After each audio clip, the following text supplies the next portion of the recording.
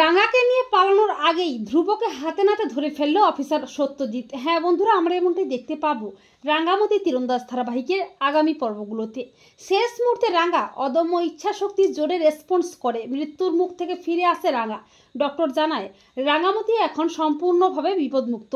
রাঙামতি তার অদম্য সাহস ও ইচ্ছা শক্তির জোরে বেঁচে ফিরেছে। অপরদিকে বৃন্দা স্টেশনে বসে মিথ্যে ভিখারির নাটক করে, আর সেই খবরটা পেয়েই সভ্য বৃন্দার মিথ্যে নাটককে বিশ্বাস করে বৃন্দাকে আবারও বাড়ি ফিরিয়ে আনে।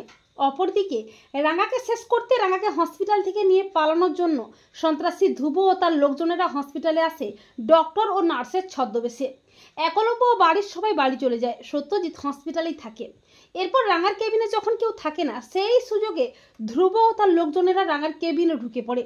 অপরদিকে একলব্যের মনটা অস্থির হয়ে ওঠে রাঙার জন্যে। একলব্য তক্ষুনি তড়িঘড়ি করে ছুটে আসে হসপিটালে রাঙার কাছে। একলব্য রাঙার কেবিনে গিয়ে দেখতে পায় কয়েকজন গুন্ডা রাঙাকে নিয়ে পালাচ্ছে। একলব্য তাদের হাতে নাতে ধরে ফেলে। একলব্য বলে, কে তোমরা? এরপর একলব্য দেখতে পায় সন্ত্রাসী ধ্রুব। ধ্রুবকে দেখে একলব্য চমকে ওঠে। একলব্য বলে, শয়তান, তুই রাঙামতির এই অবস্থা করেছিস, তোকে শেষ করে ফেলবো। একলব্য ধ্রুব ও তার লোকজনদের আচ্ছা করে ধোলাই দেয়। এরপর যখনই তারা পালাতে যাবে করে, তখন অফিসার সত্যজিৎ তাদের হাতে নাতে ধরে বেদম ধোলাই দেয়। সত্যজিৎ বলে, শয়তান ধ্রুব, তুই রাঙামতির এই অবস্থা করেছিস, তোর কি হাল করি দেখ। এই বলে সত্যজিৎ ও তার পুলিশ টিম ধ্রুব ও তার লোকজনদের অ্যারেস্ট করে ঘাড় ধরে টানতে টানতে থানায় নিয়ে যায়। তো বন্ধুরা, তোমরাও এটাই চাও তো যে রাঙাকে নিয়ে পালানোর আগেই ধ্রুবকে যেন হাতে নাতে ধরে ফেলে অফিসার সত্যজিৎ? কমেন্ট করে এক্ষুনি জানিয়ে দাও তোমাদের মতামতটি।